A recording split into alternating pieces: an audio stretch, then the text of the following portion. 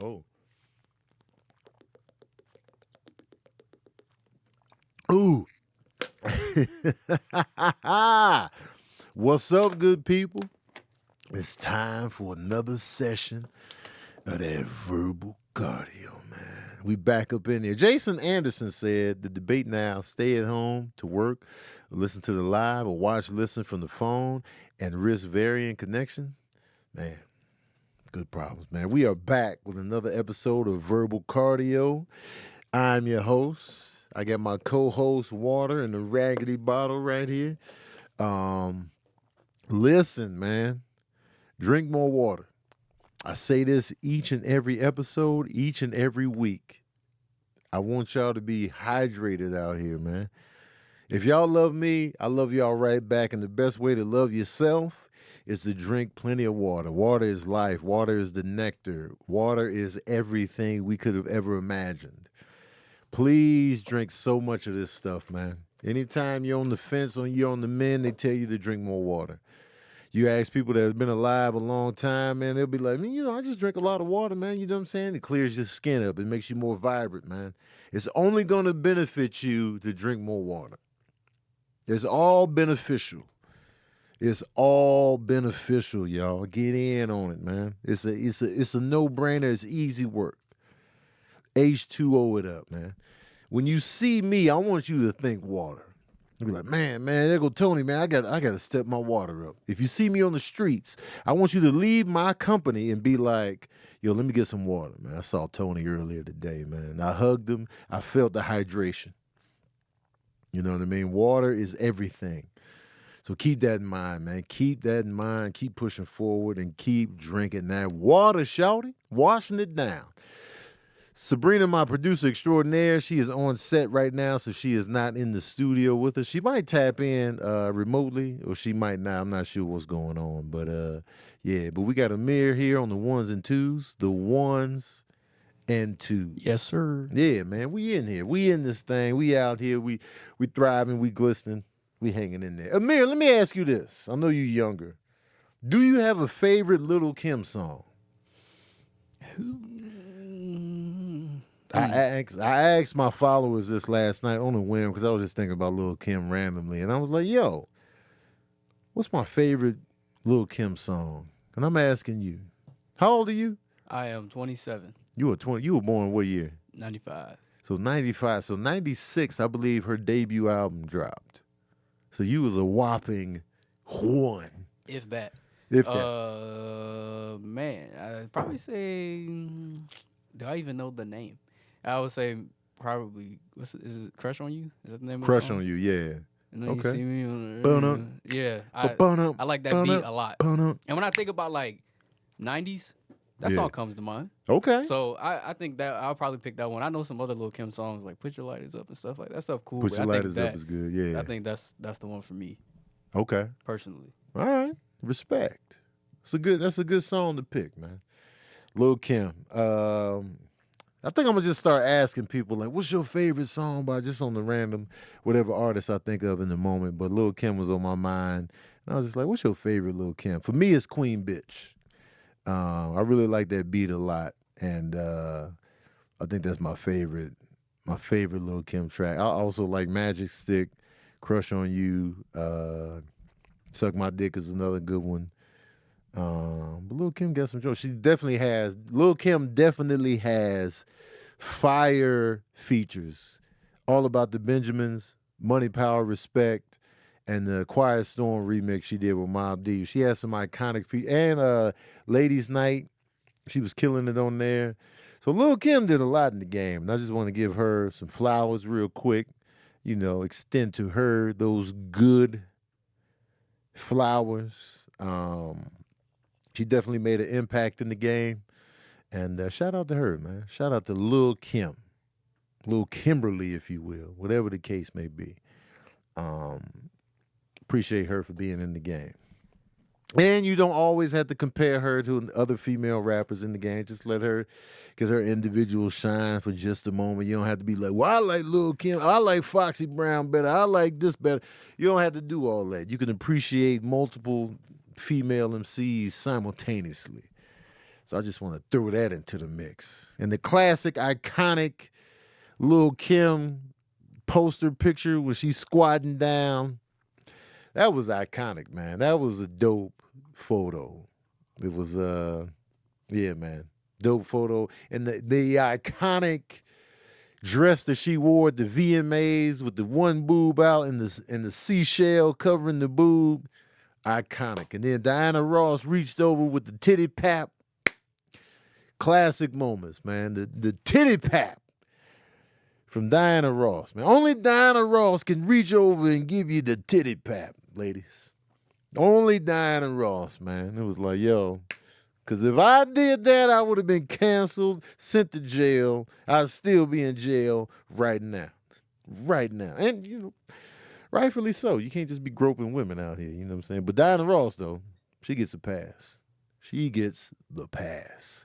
Shout out to Tracy Ellis Ross at random because she's just dope to me. And I just feel like Tracy Ellis Ross is phenomenal. And I want to give a shout out to the show Girlfriends as a whole because I feel like they never got their respect and their just due. I watched the interview with the cast of Girlfriends that they had with Charlamagne the God. This is a couple years ago now.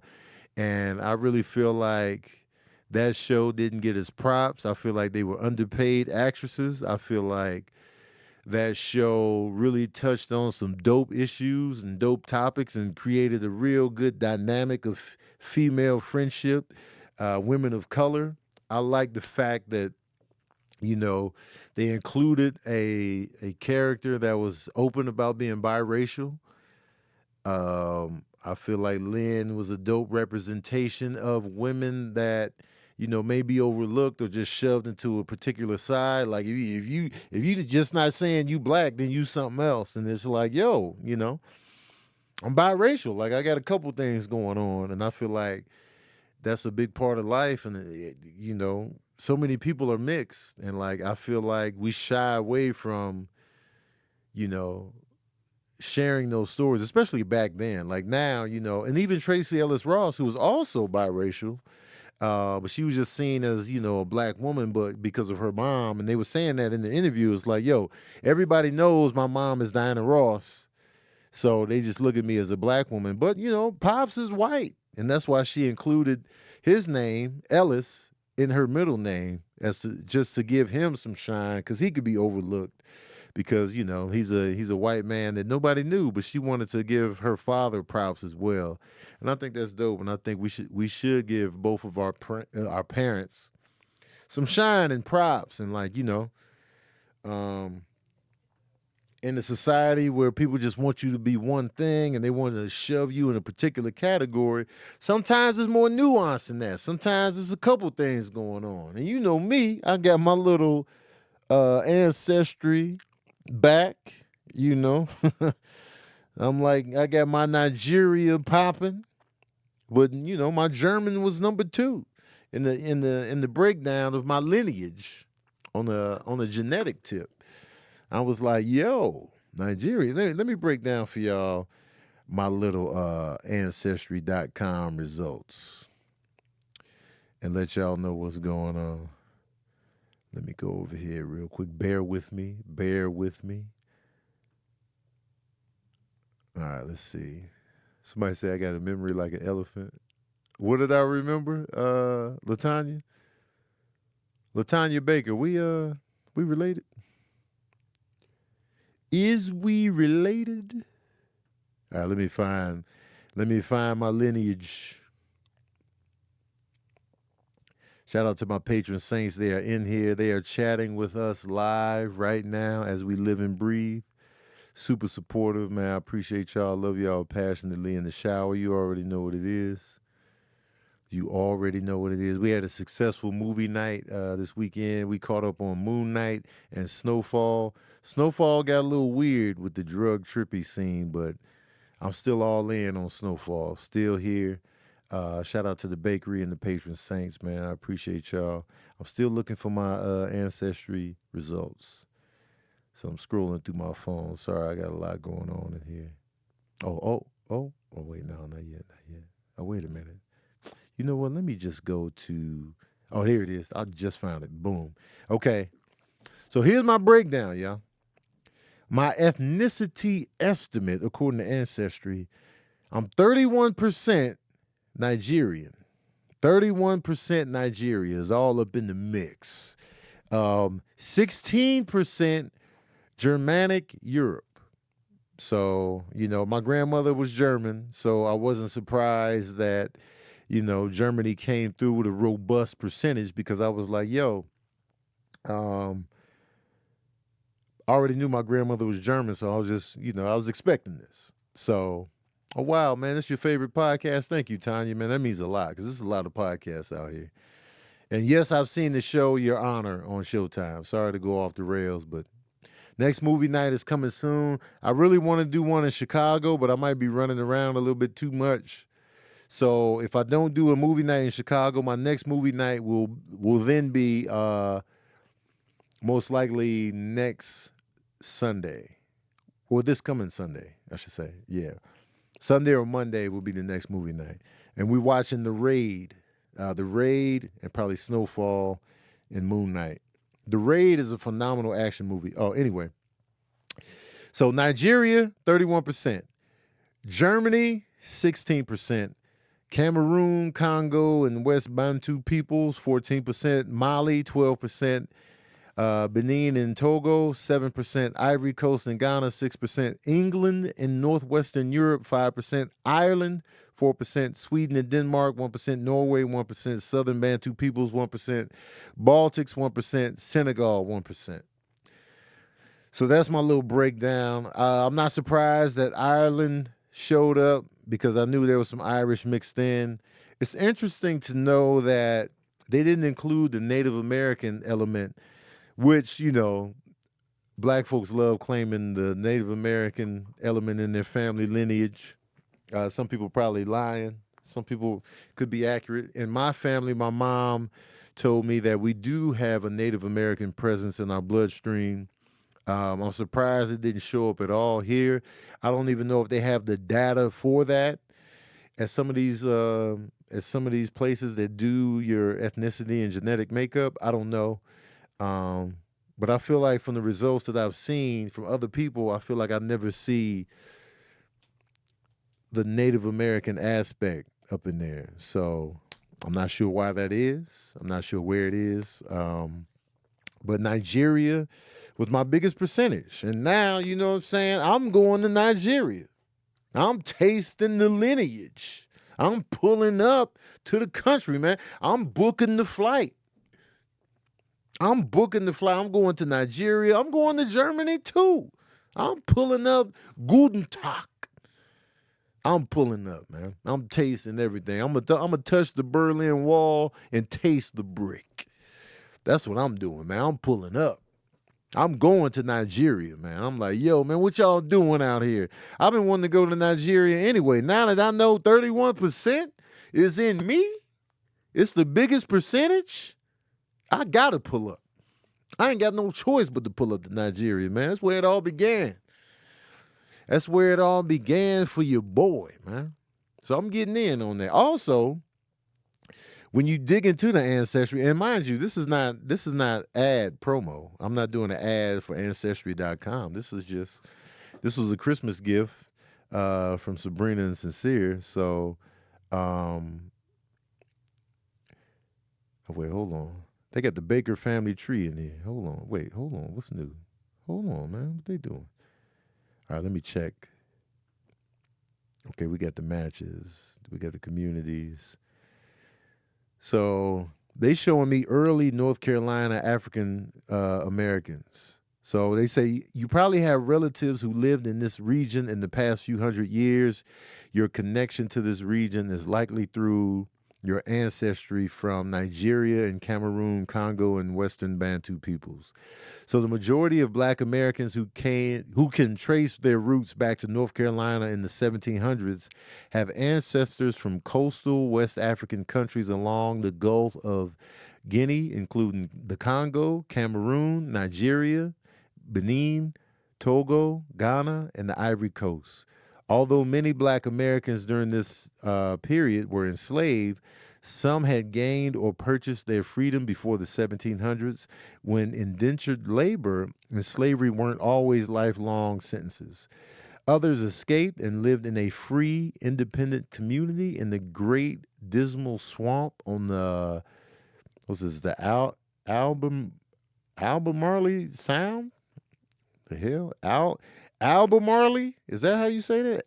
Albemarle Sound near Edenton, North Carolina. I don't know if I said that right. I probably butchered it, but I guess that's the story of the region. So, man. And I know my mom told me, I asked my mom, I was like, yo, man, where's the family from? Our family from? Because I knew we had that Southern connection. So let me tell you what my mom told me. She said, my mom told me, because I was like, yo, what Southern areas was the family from? She said Tennessee. So she said Memphis and Mississippi. So I got the Tennessee and the Mississippi ties down south. Shout out to Memphis. I think I might be doing a show out there this year. I think I might have added Memphis, Boston, and Connecticut to the tour schedule. So I just wanted to throw that at y'all, throw that in there, give you that piece real quick. The verses between BB and CeCe Winans and Mary Mary. Did you tune into that? I mean, no. You like gospel? No. One thing I noticed about gospel, and I noticed this through watching the verses. Shout out to Kev on stage, who hosted the verses. And shout out to my bro Kev on stage, because I want to give him props for this. He didn't overdo it as a host. He let the show be about the musical guests. And he just came in, did the intro, and fell back. And I applaud him for that. That's how you do it. It's not about Kev knew the verses was not about Kev. And he knew that, and I want to give him props for that. He hosted as it was supposed to be hosted. Props to him. Some people be overdoing it as hosts. I ain't gonna say no names, but you know. Some people was doing a little bit too much as the host. I ain't gonna say no names, but I'm just saying, you know, but I ain't gonna say no names, but I'm just saying, you know what I mean? But shout out to Kev on stage for doing a great job at the verses. But I just do want to say that the verses was good. Gospel music makes me feel good.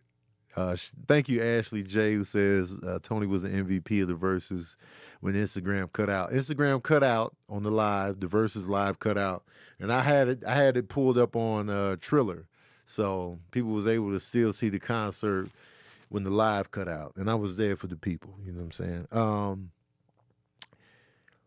Gospel music makes me feel good, and shout out to Mary Mary. They are extreme vocal talents. They can blow. And I did not know Erica was the oldest sibling. And I don't know why I just pictured them younger than me. And then I was like, yo, they older than you. I was like, they older than me? I don't know why I just pictured Mary Mary just younger than me. And Erica looks like a baby to me in the face. But BB and CeCe Winans, their music holds a special place in my heart and soul because there's an album they have called Addictive Love. That's one of my favorite albums of all time. I love that album. I love that record. There's so many good songs on there. Addictive Love is one of my favorite songs ever. But the album is so good. And me and my mom listened to Addictive Love by BB and CeCe Winans so many times. So I got so many memories attached to that album that it just holds a special place. And now, you know, certain songs hit me differently. I was going in on the beauty of CeCe Winans' smile. I feel like CeCe Winans has one of the best smiles ever crafted to a human being. Like, her smile is just gospel itself. Like, you know, her smile is dipped in holy water, and it's just a beautiful. I don't see why every toothpaste company in existence doesn't hire this woman, because her smile has always been phenomenal. it has just always been wonderful. And like whenever you feeling down, just look at pictures of her smiling, man. And it's just like, yo, CeCe Winans smile. No disrespect to BB's smile. BB has a great smile too, but the CeCe Winans smile is just scripture. It's biblical. It's warm. It's savory. It's savory and sweet. Whatever you into, it's that. I was going in on that. But that Addictive Love album by BB and CeCe Winans, man, from the songs It's Okay to You Know and I Know and like Searching. There's so many good records on there. The Blood with MC Hammer. I really love that album. So it holds a special place for me. And like, you know, the songs they did, If Anything Ever Happened to You, made me cry. Like I folded up. If Anything Ever Happened to You hit me differently because I've said that. You know, I feel that for certain people. And I feel that for my children.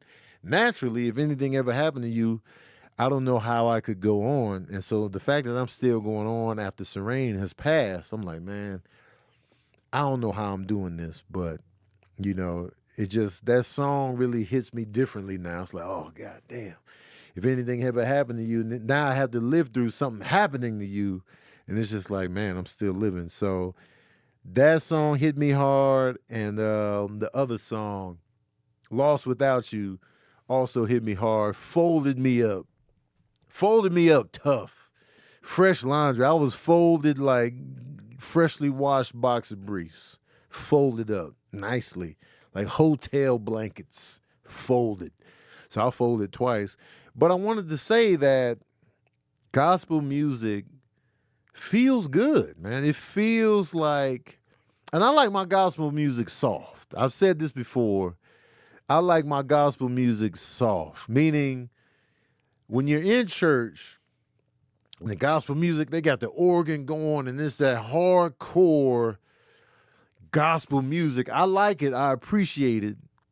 But I like my gospel music a little bit softer with the more instruments going in, a softer sound, like, you know what I'm saying? Like full production value. I guess more studio gospel for me is what I like. No disrespect to the hardcore gospel at all. But I like my gospel soft, man. One of my favorite gospel songs too, and one of my favorite gospel albums is Donnie McClurkin, Live in London. This album is phenomenal, and it's a song on there that makes me fold up as well. It's called Didn't I? Hold on, let me double check. It folds me up every damn time, man. Excuse me for cussing when I'm talking about gospel, but every damn time I fold right up. I think it's Didn't I? I got to make sure that's the name of the song. It's, man, I love this album. Oh, I love Didn't You Know too, but it's the song, what's the name of the song? Great Is Your Mercy. Oh, Great Is Your Mercy is another good one. I'll Trust You. Didn't You Know? Oh, it's Didn't You Know. Didn't You Know is the name of the song. It's on Donnie McClurkin's live album, Live in London. That song folds me up every goddamn time. Complete fold up. Needless to say, the Verses was phenomenal. I had a great time. I felt good. Angel was cutting up. I was cutting up. It was just a good time. And whatever music puts you in a good state of mind, puts you in a good space, get in on it. Indulge on that, man. Amir, what music puts you in a good space? A good mood, a good vibe?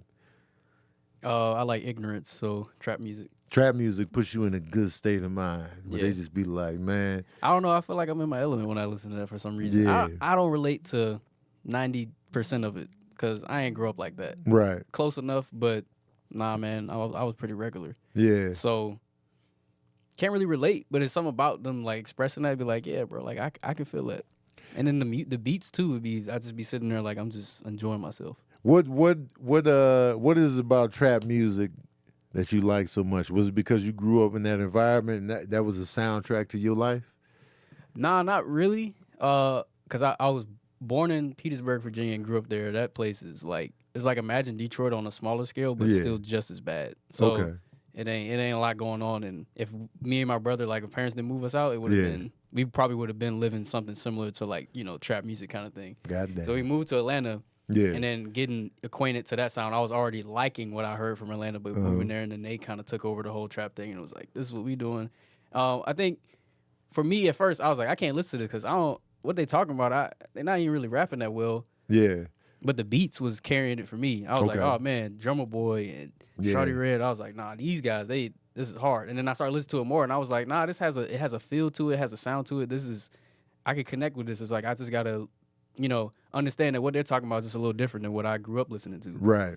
So I think that's what it was. It was just a combination of things. Like they have something that was a little bit more fresh, and me having the ears of being like, oh, I grew up listening to Jay-Z and Kanye and all that Right. stuff. So it'd be like, you gotta give it a shot. And then I did, Right. and now that's all I really ever listen. I mean, it's like the biggest genre out, but it's just all I listen to. And not like I don't listen to anything else. It's just like when I get in the car or whatever, I want to hear that. That's what I want Right. to hear. That puts me in a good mood. It makes me want That's to, what you go get to to. my destination.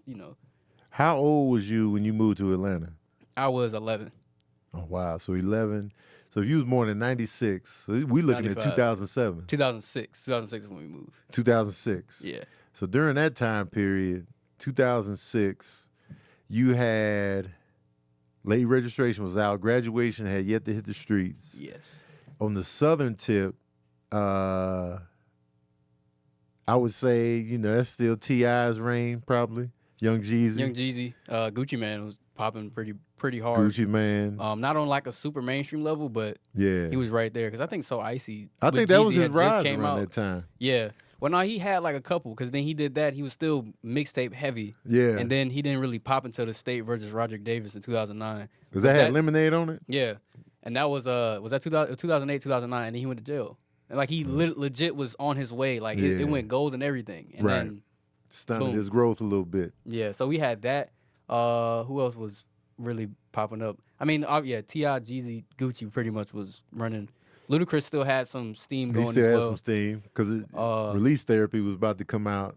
I Yeah. think that following year, or maybe that same year. Man, I'm trying to think, cause I'm trying to think of like who was really. There's a dude named what's his name? DJ Yola or something like that. He had a hot song in Atlanta. That's a very local song. Like if you ask anybody from Atlanta that was there Yeah. during that time, if you don't know that song, you are not from Atlanta. Like Oh, it's one of those. it's like It's like that. ankle. Yeah, it's called Ankle Let Up. I think his name is DJ Yola.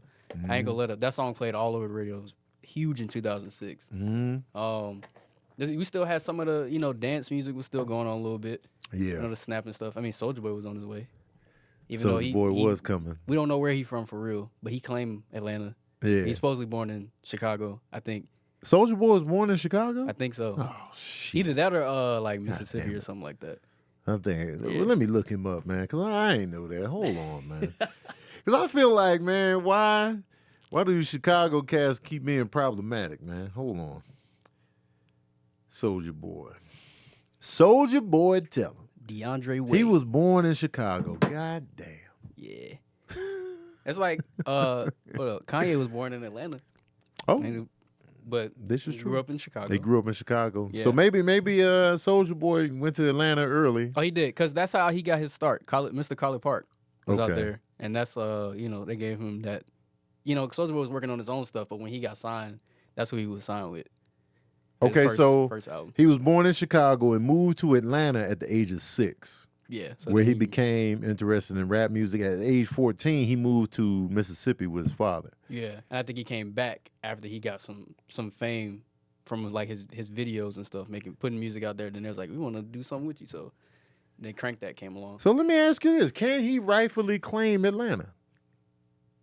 I think so. I mean, I honestly give people like, it's not like I don't want to say everybody like comes from like when they go there, they got their stardom there. So it's like, I'm from Atlanta. It's like, Yeah. hold on, because there's a lot of people that do that.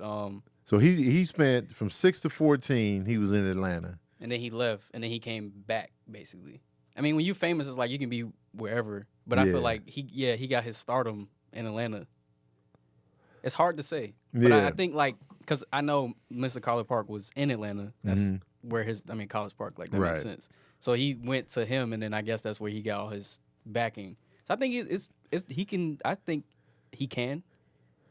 He can definitely claim Atlanta more than Chicago for sure. Oh yeah, definitely more than Chicago. And definitely from 6 to 14, those are super formative years. I'm not sure how long he was in Mississippi, but to me, this is news to me. I thought he was Atlanta through and through, but I'm like, this is curveball city for me. Yeah. But because on Daddy Issues, I just found out that Skee-Lo was born in Chicago, so it's just like, man, I'm finding out all these people were born in Chicago, and I'm just like, man, what the hell is going on here? And me personally, I was born in Grand Rapids, Michigan, but raised in Chicago, so yeah. As somebody said, if 21 Savage is from Atlanta, so Soulja Boy is too. The 21 Savage thing is funny. He was born overseas, right? Yeah, he was technically born in Europe, but he lived his entire life in Atlanta since he was 4 or 5. Oh, well, so yeah. That's at that point, that's definitely Atlanta. Yeah, because people was like, "Oh, he not really blah blah," and I was like, what he was rapping about. I was like, if you lived in Atlanta, you know all those places that he's talking about, like Pantherville, like that was somewhere you did not want to go. 4 and up, come on, y'all. He definitely from at that point. Okay, when they had ICE had got him, I was like, there's no way they about to send this man back to Europe. I was like, there's no way. Yeah, he ain't got nothing out there. He'd be fine, but it's like. Nah. He can claim Atlanta, man. 4, you don't remember nothing earlier than 4. You remember certain things, but come on now. You being petty at that point. Yeah. Like, nah, man, he ain't from Atlanta. That's just being petty right there. Keeping it in music, Tekashi 6ix9ine, he dropped another video or something, and he was out here. So Tekashi 6ix9ine, he been in the headlines because he told the courts that he didn't have money. And then there's a video of him counting millions of dollars in cash on camera. So he counted $1.3 million out in cash. He just had a pile of cash and was counting it out. Now he's saying that money was fake. So I'm like, yo, is he lying just to save his own ass for the court proceedings? Or is he just doing stunt work with the fake money? This dude, to me, is the epitome of corn. He is the epitome of corniness. It's just, and we all know, he's antics McGee. He's just gonna do whatever it takes to, stay relevant, to keep his name popping, whatever. But he is just the epitome of corniness. Corn syrup, corn husk. Just corn, sweet corn on the cob, man. Green Giant. It's just, come on, man. Why are you doing this? And I get why he's doing it, because he has to stay relevant. I remember when his album dropped and he was doing all this bragging, and then Big Sean beat him in sales that week. Big Sean had the #1 album debut, and Tekashi 6ix9ine did not. And they came out the same week. So it was just it was kind of like, yo, man, you're not really that dude like you think you are. Them gimmicks did not pay off. It's gimmickry, man. And when he went head to head with a real artist, a real lyricist, and a dude of integrity, he lost. I was actually concerned for Big Sean. I'm a pretty big Sean fan, but I was worried. I was like, he going up against 6ix9ine. I was like, man. I was like, I know he can do it, but. And that's valid because Tekashi 6ix9ine's name was in everybody's mouth. He was getting posted everywhere. Big Sean ain't have no lead up. He had the controversy. And Big Sean was just coming in with an organic, usual artist rollout. Yeah. Just doing the rounds. And Big Sean came out victorious, and it was just good. Yeah. I ain't never liked 6ix9ine, to be honest. I mean, come on. He ain't never had, he can have some stuff that could be catchy, but I never cared. I just legit never cared. When he popped up on the scene, I was like, he's doing too much. He's doing out the gate. It's just too much. Overall, just too much. The colorful hair, tattoos. Now he looked like a totally different person. Was it worth it? He looked the like jail a and all bowl that of stuff Fruit like Loops. that. Was it worth it? He looked like a bowl of Fruit Loops just walking. He looks like walking cereal. That's exactly what he looks like. He looks like walking cereal. And I'm talking about, when I say cereal, I don't even want to give him the credit of Fruit Loops. I want to give him the bag cereal. He looks like a walking bag of cereal. It's not even in a box. It's that cereal that's only in bags, and it's got the random name, the Fruity Pieces, or the whatever, Fruity Circles, whatever the case may be. He's the low budget bag cereal. That's what he looks like. Fruity Dino Bites. Man, that's him. And it's just like, all right, man, enough. And he keeps trolling these artists from Chicago, and it's just like, and he keeps trolling Lil Durk and 5-year-old Foreign. Yeah, he's big bait. That's the problem. He's not necessarily gonna get in trouble. He'll bait somebody else to come and try to do something, and then they're gonna end up locking you up. And that's kind of how I felt about what's his name, Whack 100. He kept getting on Clubhouse and trying to argue with these young guys that got street ties. I was like, something about that screams, I'm an informant. Like, he went after because he had Roddy Ricch on there and he had 21 on there. Right. And then 6ix9ine had tried to get Chief Keef back in Chicago and all this other stuff. And I was just like, I'm kind of glad that nobody really baited into that. Me too. Because, man, I don't want to see, like, I don't want to see nobody go down over some stupid stuff like that. Because the feds are watching all the time. Fruity Bag Cereal. They watching it. That's his name, Fruity Bag Cereal. They watching him. And so if any of these artists do retaliate, you know, the feds done seen it all, so it's just like, we got you dead to rights. And now, you know, these other artists, their lives are ruined because of this clown. So it's just like, man, this dude's mad corny. And I'm not a fan of counting money stacks. I'm just not a fan of it. I'm not. We've done this. How long are we gonna keep doing this? How long are we gonna keep counting money and holding it up to our ears? We know everybody wants to make money. Everybody wants to make money. Everybody wants to be well off financially. But we've seen the imagery time and time and time and time again. Give us something else. If your music is popping, and we live in a day and age where you don't really need a music video. You don't really need music videos like you used to. Your streams can still be popping. The imagery adds to it, but you can give us a totally different video, a complete, unique visual experience that speaks beyond the money. Even if the song is about money, you can still give us different visuals. Rather than just, oh yeah, I got the money stack. And it's just like, man, it's corny, man. And then, you know, the typical rebuttal snapback, man, you just broke. And when you broke, man, you just ain't, I would love to have that amount of money, but that money, when I do have it, it's gonna be tucked off. It's either gonna be in real estate or it's gonna be in the bank. It's not gonna be on my bed. I'm not a drug kingpin. I'm not hiding out from the cops. I don't have money under the mattress. You should have some cash on hand, though. I will say that. You should have cash on hand for whenever you're traveling or whatever. You should always have some cash on you. Not no money stack, but I'm just saying, we live in a day and age where you can pay with your phone, you can pay with Zelle, you can pay with Cash App, Venmo, PayPal. You don't need actual cash, but you still need actual cash in your pocket just in case. You end up somewhere that's cash only. You end up in a situation where, you know, you need actual cash. And I feel like, you know, everybody should have just a little bit on them. I was getting on Sabrina when we was in New York. She's like, you got cash? I'm like, you ain't got no cash on you? You know, because I just be like, yo, always have some cash in hand. But you don't need a money stack holding it up to your ear like it's a phone. Corny. Let's put away the corny things, man. And the more, look at Jay-Z, the more money this dude gets, the less he looks like it. You look at early Jay-Z, it was about looking like money, counting money, talking about money. And he still mentions money here and there. But now, and granted, he's older now, so you get more mature, hopefully. And the more money you acquire and the longer you've been rich, you start to move and look differently. But we get it. You excited. We get it. You excited. You come from an environment of extreme poverty. We get it. You excited to be getting this money, man. You feel like you somebody now because you got money now. You feel like with the money comes the respect. With the money, yeah, you can get some respect, but you can also get robbed. You can also get jacked. You can also get, the IRS can also dabble in them pockets.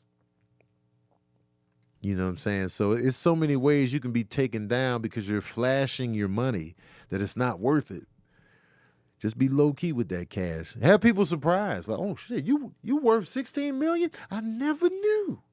I never knew he was making that kind of money. Keep it low key, man. I would rather people always think I'm broke or just barely making it. Because once people know how much money you're making, then it's always on the mind. You got it. You got it. You got it. And then you don't want people all up in your pockets like that. So rappers, man, go easy on the money showing off, man. Chill. We get it. Everybody's getting money.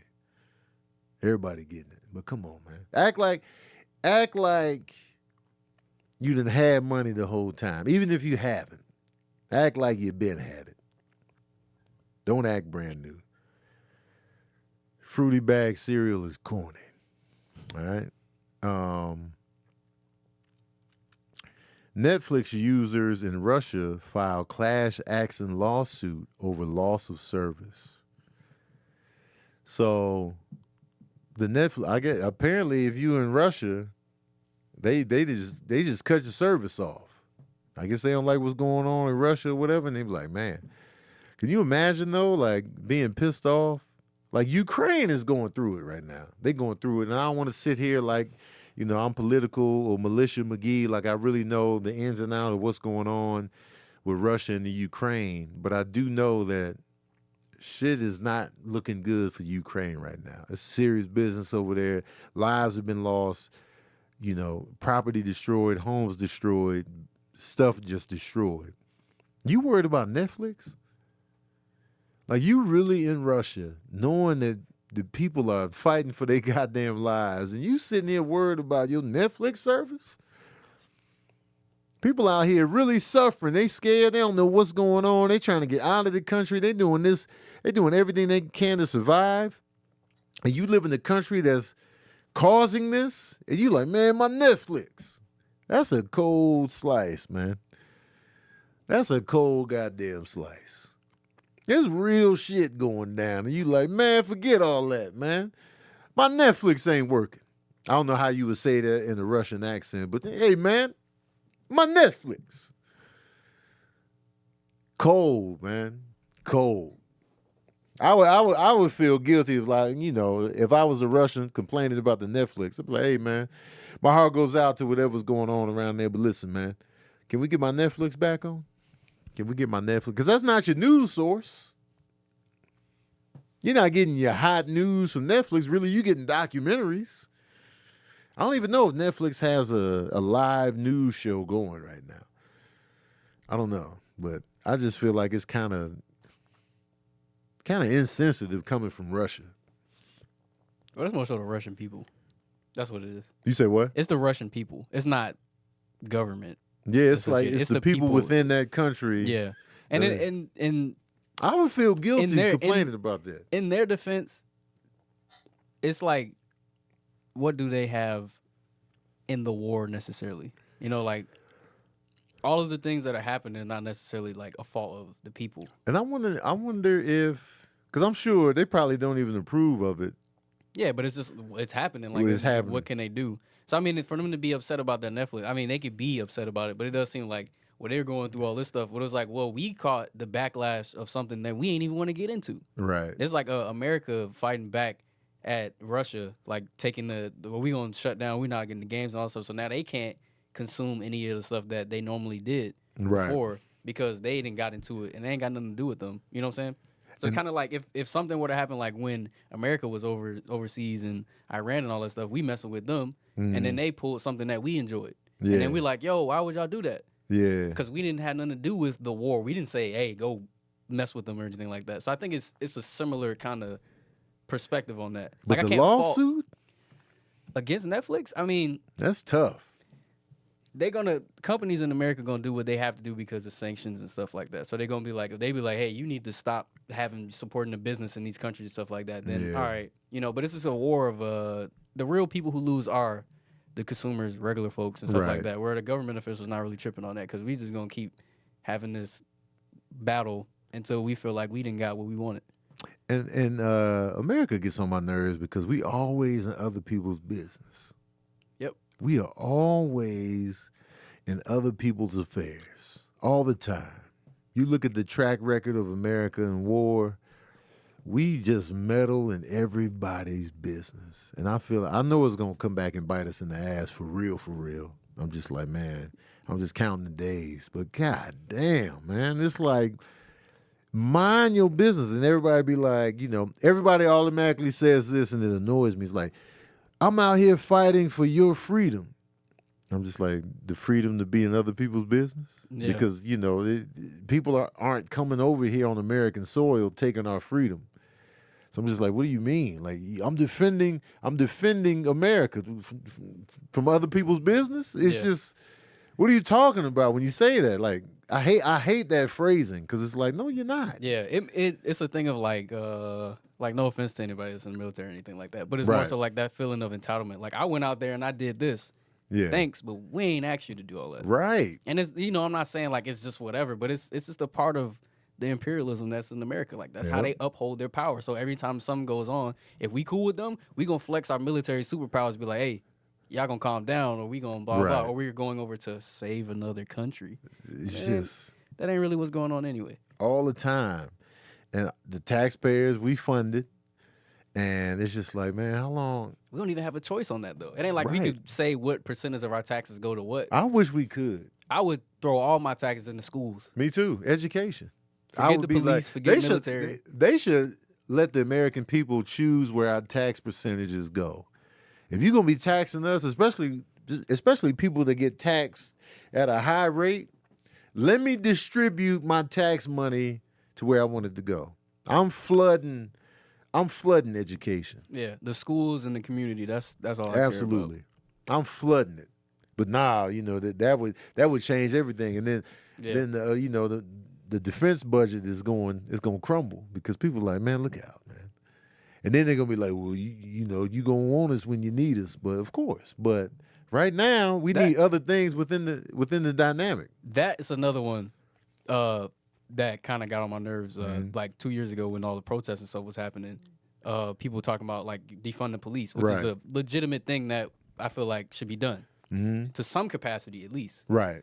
But when there are people saying like, oh, well, you can't expect them to do their job and all this stuff, like, or you're going to need us eventually. I'm like, you can't. So if you're a police officer, I can't still expect you to do your job. Right. You know what I'm saying? Like, oh, don't call us if you need our help. Like, that's your job. That's your job. That's what you're supposed to do. Right. That's what you signed up for, right? So the minute that we say we need to cut back on some of y'all funding, because y'all don't need billions of dollars in every state taking up 90% of the budget to fight crime, and y'all not even doing that well. Like, especially when you're not serving the community you say you want to serve and protect. You're not serving the communities of, like, inner city communities. They're not serving, like, the people within those communities have horrible relationships with the police. Yeah. So that proves you're not doing your job good. And now you want top dollar? No, we defund the police is just like, it's an extreme title, but there should definitely be budget cuts when you're doing your job this horribly in many cities. Yep, just like the New York thing last week, when the guy was on the train and he shot those people. Right. And they was like, well, where was the NYPD? NYPD got so much money and they can't. And the thing is, like, we give y'all so much money and y'all can't do y'all job right. Right. But then complain about when we say I need to pull back some funding. Wait, we can't. What can't you do with a couple $1 billion taken away? Like, $1 billion is a lot. Right. Put another $1 billion on top of that. What change? You know what I'm saying? Like, what? And then they get petty with us when we say, man, cut back on the budget. We ain't going to come when you need us. Yeah, we ain't going to show up. We ain't going to do nothing. It's like, well, you wasn't doing that anyway. And a lot of times people don't even call the cops, especially in the black community. Oh, no. We don't be calling the cops. It gets worse. There's a study that shows that when people call cops, things usually escalate. Cops don't de-escalate. They make it worse. Right. And especially for people like, minority communities. So, like, they're not calling the cops, bro. That's the last resort. I ain't never called the cops in my life, man. I mean, granted, I ain't been in a situation where, but it's like, I don't feel, and I'm not in the minority here, we just don't feel like we can trust the police. And so it's ridiculous to be in a situation where you're putting money up for this organization, whatever you want to call the police, and all this money is going into their pockets as an organization, and you're doing a terrible job to where people don't feel like they can trust you or need you. Something is not right on that side. And it's idiotic for anything to be like, yo, let's keep putting money into a shitty process. Like, nobody's doing that. Nobody wants to keep putting money into an organization that's doing a shitty job. Like, you'd be called an idiot if somebody's like, "What? Yo, why are you paying for this?" Well, they abused me, but here's more money. Yeah. It's ridiculous to expect people to want to do that. So it's just like, man, we do need police, but we don't need y'all like that. Yeah. We need y'all to actually do your job. Right. That's the thing. It'd be different if y'all actually did what y'all supposed to do. But y'all just go around and hurt people. Kobe McGuire said Tony didn't even call the cops when his car got keyed. And I didn't. I sure didn't. It wasn't even, I was just like, man, I'm not doing it. And so I just got the car wrapped. I probably would have been able to, save money and get some insurance money from if I would have called the cops and filed a report, but ain't nobody got time for that, man. Ain't nobody got time for that. So shout out to the cops that do a good job and do their job well and actually respect the communities they work in.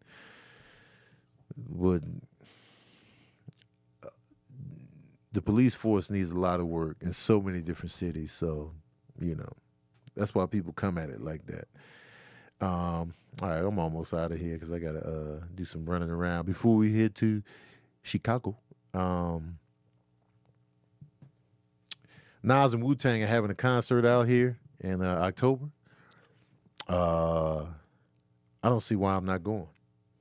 Nas and Wu-Tang is me. That sounds like front row. Man, that Nas and Wu-Tang is Tony Baker. Like that, it's in my damn name at this point.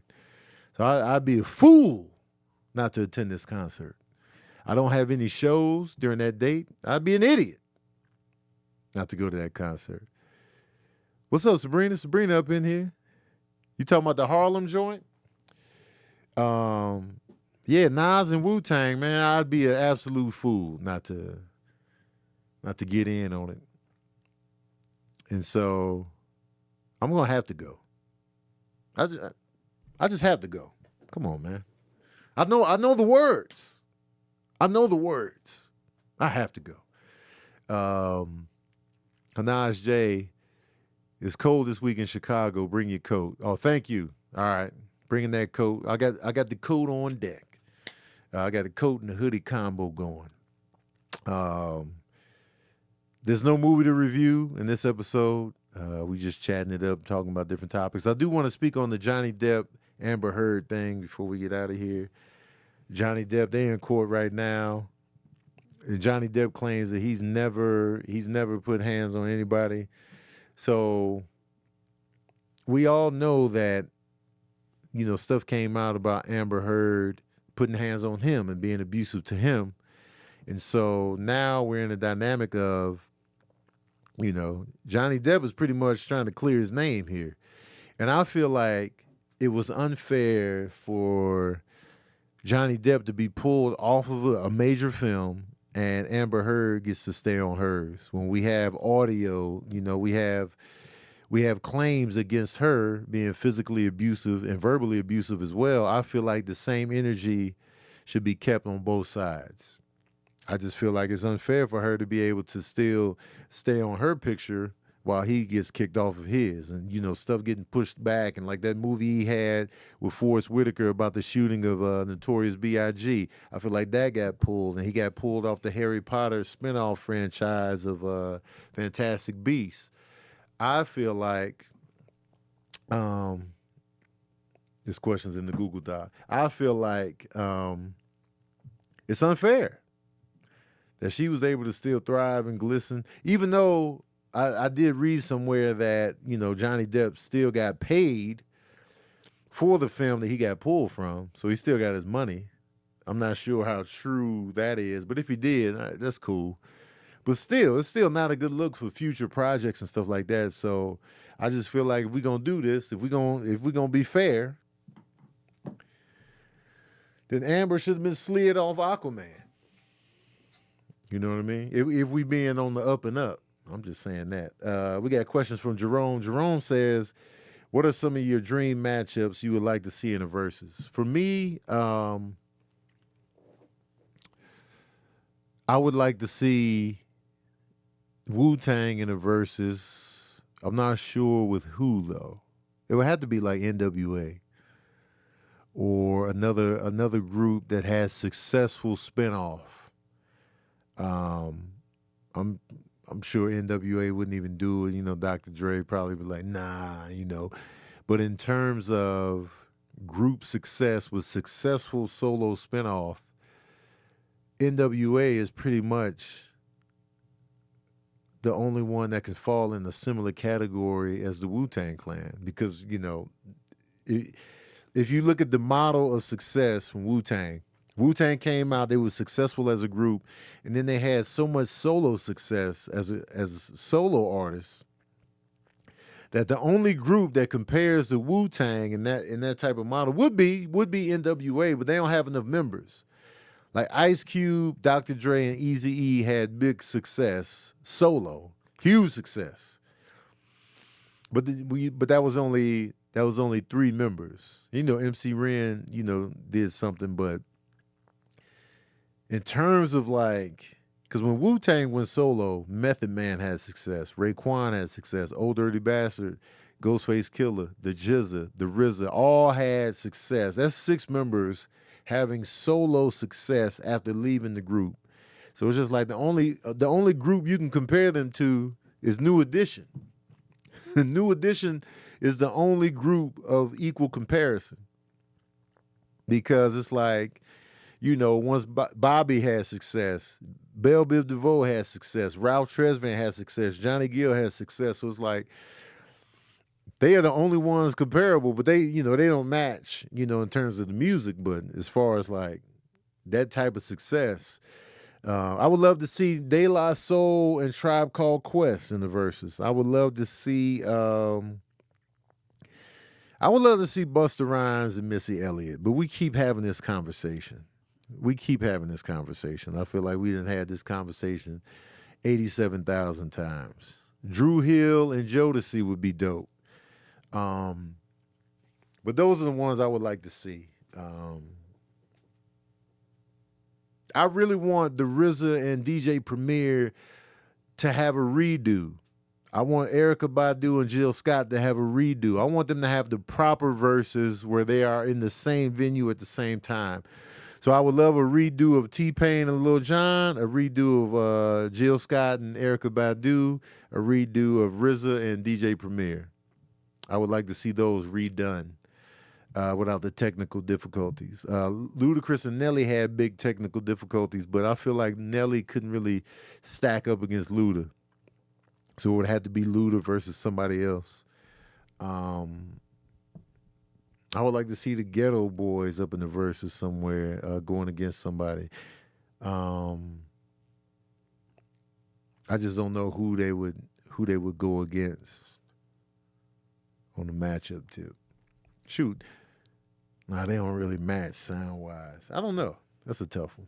I didn't like the Scott Storch and Manny Fresh verses. I forgot about the Scott Storch and Manny Fresh joint. I forgot about that one. Yeah, that was an old one because it just started off as a producer thing. Right. It was just producer only, and it was, you know, it was organic. And Hit Boy and Boy Wonder had one. That was a very early one too. Oh, I forgot. I didn't even see that one. Yeah, that was an early one because it was Timbaland and Swiss first. Yeah, and then I think Hit Boy, Wonder. Who won that one? It's hard to say. Yeah, but with Boy Wonder, like, you know, we know we don't. As far as both of them, they probably are like low key, really big producers that people wouldn't necessarily notice like right away because their sound can be diversified a lot. Right. Hit Boy, his stuff is kind of, his placements are all over the place.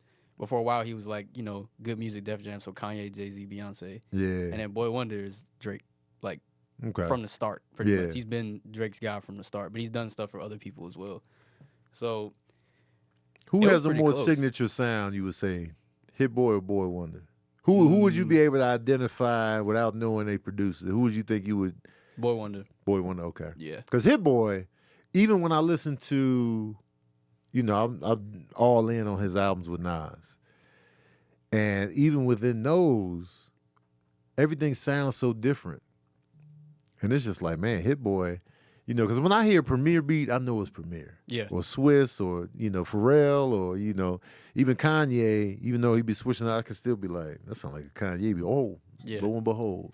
High Tech, I can probably identify, and Timberland, I can identify. But I feel like Hit Boy, I cannot, Yeah. even within the same project, I'm just like, man, everything sounds so different. Yeah. That's a tough thing to master as a producer. Yeah. But even then, Boy Wonder's not like a slouch. It's just that in that particular predicament, I think it'd be like, you know, and it probably because Boy Wonder pretty much works exclusively with Drake. Right. So it'd be one of those things. Was like, yeah, I can, you know. Yeah. But he's done stuff that you wouldn't know. Like he did Work, like for Rihanna. Oh, okay. So he produced that. Yeah. And then if you throw another song up there, like what's another hit song that he did? Best I Ever Had. Those don't sound alike. You know what I'm saying? They don't. That's Man, that's early Drake, too. Yeah, that's a 7-year gap, but it's like that's the difference in, you know, the sound kind of thing. So they can switch it up. They super producers. It's just low key. Right. They're not in your face with it. They don't necessarily have beat tags. Like Hit Boy has a beat tag, but it's a low key.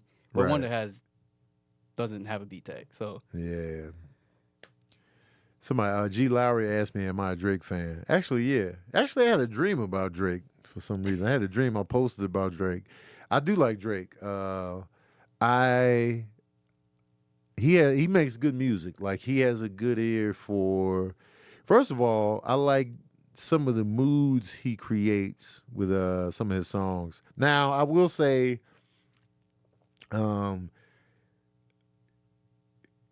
he can get kind of boring lyrically because, you know, some of the stuff he's rapping about I just don't care about anymore. But he's made quite a catalog of songs that I like from him. Like when I listen to Scorpion or, you know, what was the last album? Certified Lover Boy. I cherry pick. Like I go into Scorpion, I listen to the same like 4 songs on Scorpion, and then I come in and I listen to the same 4 songs on Certified Lover Boy. I just come in and I pick, you know, No Friends in the Industry, the song with Jay-Z, and a couple more tracks, and then I dip out. And it's been I've been becoming more and more of a Drake cherry picker with Drake ever since what was the one with the clouds in the background? Nothing Was the Same. Nothing Was the Same was like the last Drake album that I would listen to pretty much in its entirety. I would come to Views a lot, and my sons like Views a lot, so I would listen to it with them and be like, yeah. But now when I go back to Views, I'm cherry picking. I was cherry picking when it dropped. Views was like a Drake compilation album to me. Yeah. It was like a compilation of hits. You can kind of tell that he was a little, like he even said it in More Life. It was like a little jaded when he wrote it. So yeah, I am a Drake fan, but I do wish he would be. I wouldn't say he doesn't put intent behind his music, but I'd say he needs to be a little bit more intentional with the direction that he wants to go. Because I think he's making music that can kind of be felt by everybody. He has something for everybody, and that's cool. Yeah. But I want more of like this is what I want to do kind of right. thing. I rather like at this point in your career, I rather you just do some stuff that you want to do kind of thing. And I understand that he wants to be like this, you know, pop and all that stuff like that. I feel like he's going for stats now. The thing is, at times I feel like certain people have to come at him, and then he'd be like, "Okay, y'all think I can't rap? That's crazy. Here's this," and he does that pretty well. And then it'd be like other times I really think he really wants to just jump into like singing and stuff like that. Right. He knows how to make the music connect. He doesn't know how to make it stay, and it doesn't stick as well as far as like with his albums go. Because I'll listen to it and I'll be like, "This sounds good, but it's not too much different from what we've known Drake to do." Right. Kind of thing. But I think it's because that lane, like nobody can push into his lane. The people have tried to ease into it, and it's like you can't beat him in this realm. Right. And he kind of knows that. But he also steps out on other people's stuff and then be like, how he get on that song and turn it into his? You know? Yeah. And he said that he wanted to be Marvin Gaye. Like, you know, that was his intent. Not to be, you know, the rapper, the GOAT as a rapper, but Marvin Gaye was his, you know, which is... That's crazy to think. Like, how did you... I can't even, like, that's wild to even... Now that I know that, that's wild to think of. Like, I want to be like Marvin Gaye, and then you come out and be like one of the biggest... Nah, that correlation is crazy. Yeah. I guess it was like, I can't sing that well, so He can't. There's not an ounce of Marvin Gaye in him in terms of vocal talent. Not at all. But he's out here statting it up. He's running up the stat sheet. And yes, I am excited about Kendrick, but I'm keeping my excitement at bay just in case it's not legit, just in case Kendrick is playing with us. Because of the name? Yeah. What was it? Mr. Morale, Mr. Morale and the Big Steppers? And the Big Steppers. It sounds crazy, but it could be. After that Amazing Brother, I was like, I did the top of the morning. I was like, maybe. Amazing Brother. One thing I will say about Kendrick, he is intentional. Very. Very much so. He is an artist. So, we know whatever he's coming with is coming with intention, I imagine. Unless, since I did read that he is leaving TDE and this is his last album on that label, I don't want it to be just something he's just throwing out there just to give him another album just to get out. Nah, he took too long. If he does that, that'll hurt his career more than he thinks. That's true. 5 years since Damn, nah, you can't do that. That's the thing. I always have these conversations with my girlfriend. I was like, the longer people wait for that, after you make a great album and then you got to follow up, the longer you wait, the higher the anticipation is. The you have to deliver, and if you don't, that's gonna hurt. Because a lot of people break out with their debut album and they be like, it's so good, and then try to follow up with that second one, and they be like, it ain't hitting the same. That's facts. Who's had some great follow-ups to greatness? It's from their debut album? Yeah. Drake did. He went from Thank Me Later to Take Care. But I don't think Thank Me Later was considered great. I feel like it was overall well-rounded. You go back and listen to it, it sounds very safe. It's a debut album. It sounds super safe. When you look at Drake's discography, Thank Me Later had the quickest fade off. I feel than he the had a rest lot. of his. He had a lot to grow into too. Yeah. That was the thing that year, because you think 2010, there was a lot of really good albums that year, and he had to, it was him even like jumping to number one, like having his album go number one. Yeah, was a surprise to people because still a lot of people weren't necessarily too fond of Drake. Right, they weren't really like, I ain't the biggest fan of him. I ain't really feeling it, kind of thing. And he made it. And then as the time went on, he knew following up, he had something to prove, basically. Right. With Take Care. And I think that's why I was like, maybe the first album wasn't necessarily like regarded as like a classic. It was just more so like, okay, he kind of proved himself, but what can he do the second time? And I feel like when Take Care dropped, it was. I feel like Thank Me Later was easy to measure up to and exceed. Yeah. As opposed to like harder albums to follow up would be, Reasonable Doubt, Illmatic, The Chronic. These albums were like, oh shit, I don't know if you could. So his album to me in that vein would be Take Care, because Take Care was an album that really resonated with people. It had staying power. It had big impact. Yeah. So for him to follow up Take Care with Nothing Was the Same. Nothing Was the Same. I'm sure a lot of people was like, man, this ain't the same. Now that you mentioned Nothing Was the Same. But for me, I preferred Nothing Was the Same. I think Nothing Was the Same was a good follow-up. Yeah. But I feel like he didn't lose credibility or momentum with Nothing Was the Same. Even though it didn't have the lasting impact of Take Care, I still feel like it was a follow-up where people was like, all right, yeah. That's like I think Nothing Was the Same was like a solidification kind of album. It was just it was like, all right, he's here. He's staying kind of thing. He didn't disappoint us. Because I feel like, let's say Illmatic, for example, which is highly praised as this critical masterpiece, even to this day, I feel like It Was Written was a good follow-up.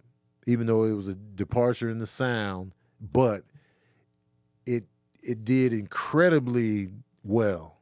Like when it came out, it was number one for like a month straight, and it went double platinum. And Illmatic didn't even sell when it came out. So I feel like It Was Written was a good follow-up. Just like they mentioned in the chat, Supreme Clientele.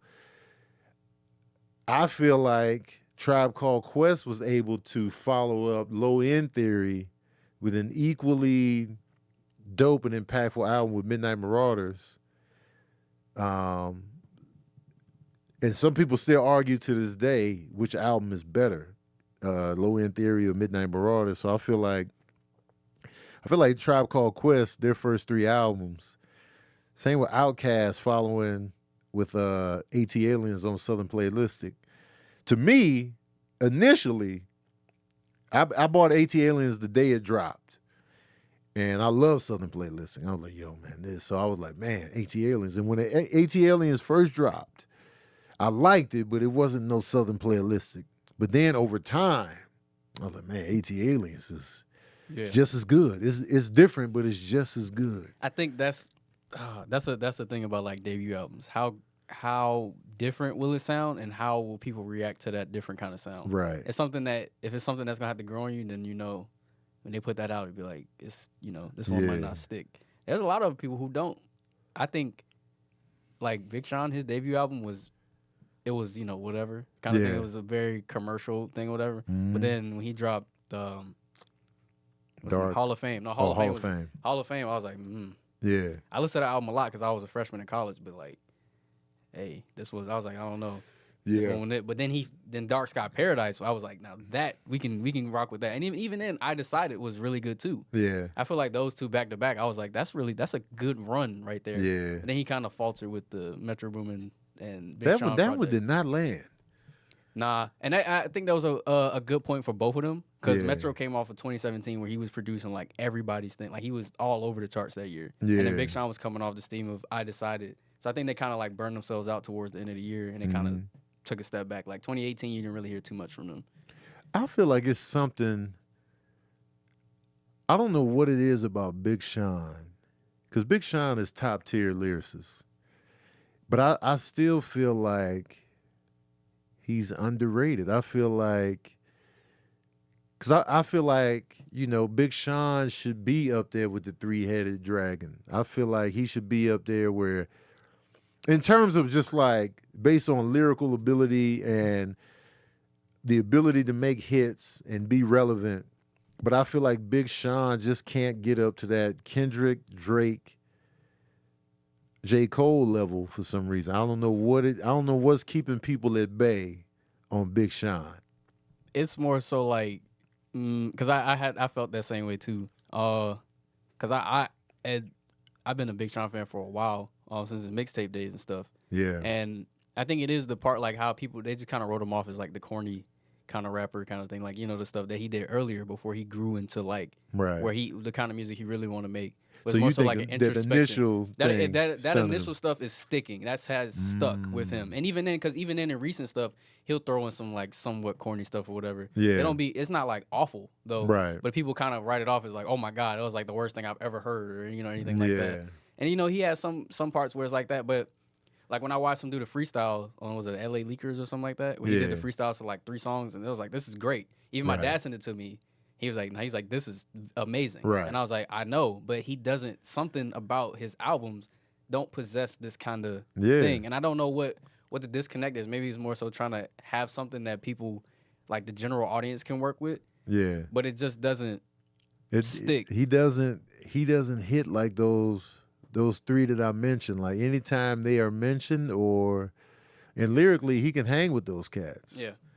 But it's just something. And I think you're right. It might be that initial reaction to him early on, and people just wrote him off and can't shake that because, because because that's the kind of music he was making. So if you heard that and then it was still there when you checked into maybe his second album, realizing it wasn't all that good. Yeah. When he dropped Dark Sky Paradise, what was the biggest song? I Don't Fuck With You. And Right. that could be like, okay, bro, like, kind of thing. I think what makes it to the radio does play a big part in how people perceive your kind of sound overall. And if your biggest hits are songs like that, rather than it being like something like, we're talking Dark Sky Paradise, if it's something like, Blessings hit the radio too, and I think that was a good one. Right. But something like Paradise on that album where he's rapping, like he's just rapping out his mind. Like that's the kind of stuff that people want to hear, but that ain't always going to rock with, an entire album or even commercial sales and stuff like that. Right. It's a tough battle, and I feel like he kind of caught the flack of both. He got real loyal, devoted fans, and then he got people that just not going to like him at all. Right. And as he's grown as a person, he's more introspective, spiritual kind of thing. Right. He did a lot of that on Detroit 2, and I feel like Detroit 2 is a pretty good album. But overall, when I go back and listen to it, I pick. I cherry pick on Detroit 2 I pick a lot, and it was like because some of the songs I was just like, Yeah, I get it, but it's just not. It's something about the delivery. Yeah, it didn't have the staying power that I wanted it to have. Yeah. I would just cherry pick. Lucky Me is my favorite song on that album, but it just didn't have the staying power. Cause I still listen to Off Season by J. Cole. I still keep coming back to that album. It's just like, and Forest Hills Drive is just Forest Hills Drive, Friday Night Lights. I just keep coming back, and it's just like, and Good Kid, Mad City. I go back to that album all the time. Now that I live here, that's such a LA album. It really is. Yeah. Like it was just like I wasn't here when it dropped. Yeah. So I didn't pay attention to it when it first came out. Mm-hmm. Cause I didn't really like the Swimming Pool song as like a lead single. Yeah. I was like, I'm not really a fan of this. Right. But I knew about Kendrick and stuff like that. Like I already knew. But the stuff I was hearing from him was more like he raps really fast, and I was like, I don't care about that. Yeah. Like give me something else. Right. Then I listened to it again like a year later, and I was like, I get it. And then I moved out here. I was like, oh, this makes sense. I could feel the energy that he was getting from to make this kind of album. And then To Pimp a Butterfly was like, I listened to it once. I didn't go back to it. But I think it's just that kind of album. Yeah. And then, which I don't know. I can't really be like, was To Pimp a Butterfly better than Good Kid, Mad City? I think it's just the thing of taste. Critically, yes, it was critically acclaimed. Like To Pimp a Butterfly is like critically acclaimed. Right. And I think it's just the sound of it, the direction that he went for. But when he dropped Damn, I felt kind of like he pulled back a bit. He still gave us some depth, but it sounded extremely like a lot of those songs is commercial. Like a lot of commercial. He definitely played it safer on Damn. Yeah, he and played that's his safer. best-selling album because of that. And I was like, he definitely went commercial with this album. Yeah. Not like it was a bad thing, but it will be interesting to see what he does next. Because he definitely didn't go as deep musically as he did with To Pimp a Butterfly. To Pimp a Butterfly is like a damn near like a concept album. Yeah. Damn near. And it's like, it feels weird to go into To Pimp a Butterfly and just pick. Yeah. It feels like you gotta go all the way through it. Yeah. And even songs like it's All Right, it still feels weird to go in there and just pick one song and then dip out. But I feel like with Damn, I can go in there and pick and then dip out and then come back again. And I definitely feel Brian Campbell. I feel you. I think Big Crit is criminally overrated. I mean underrated. I feel like he's super overlooked and underrated. He's one of my favorites in the game. But yeah, man, I got to get the hell out of here, y'all. Thank y'all for tuning in to another session of Verbal Cardio. I want to give a shout out to my patron saints. Shout out to Sabrina, my producer extraordinaire. She has been in the Chatsworth, holding it down. And Sabrina said, first impressions stick. And I feel like that's facts. And I agree with that wholeheartedly. And I feel like our favorite artists, their first impressions stuck so good that they're still here to this day. We talk about Illmatic, and that's our first impression of Nas. We talk about Reasonable Doubt. That's our first impression, and they just hold on forever. So if you get that first impression right, if you nail that, you could hold on that. Lupe Fiasco's first impression. There's so many artists that had that dope first impression. Even Kanye West, the first impression. We still hold on to Kanye because his first impression was so strong. It was just like, yo, we want the old Kanye back. You hear that all the time because that first impression was life. And we won't let it go. So, and I feel like if you come in with a subpar first impression, it's going to be hard to shake it. And Drake came in with a good first impression.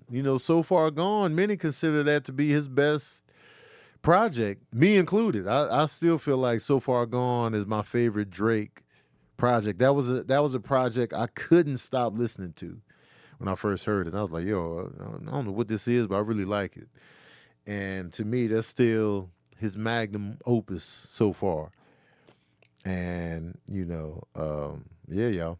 Anyway, we out of here. Shout out to my patron saints. Don't forget to spread the word about Verbal Cardio, man. Tell your people, share, like, subscribe, comment. I need all that. I want to build Verbal Cardio up to, the double-headed, podcast dragon. You know what I mean? I appreciate you guys so much.